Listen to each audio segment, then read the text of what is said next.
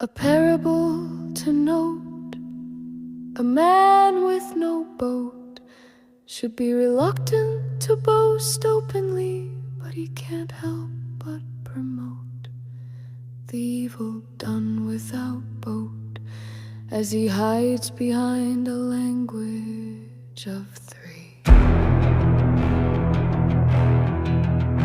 So one by one the judges come to judge what should be done.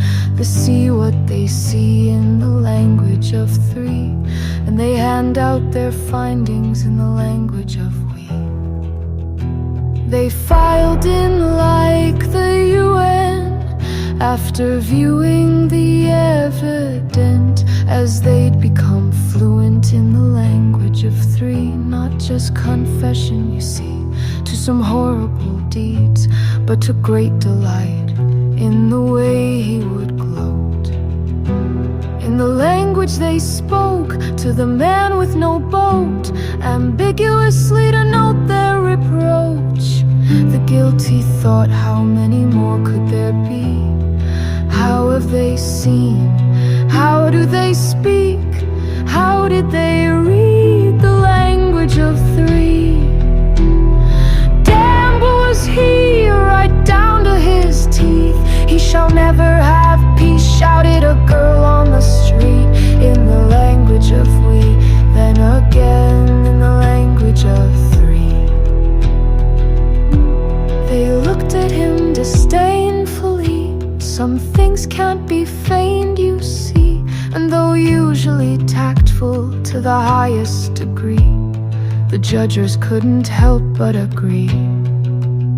And he continued to lie, with a plank in his eye. He deserved not a soul's sympathy. The judges then began condemning the man, as they spoke quite skillfully in the language of three. Since you haven't a boat for affixing this rope, its use now is left up to me. Joked the first of the judges to speak. You know, I really had hope that I'd take up the rope. Still plenty to choose from, I think you'll agree, said the second to talk, with a smile to mock. I've got some clever ideas of what to do with the dog.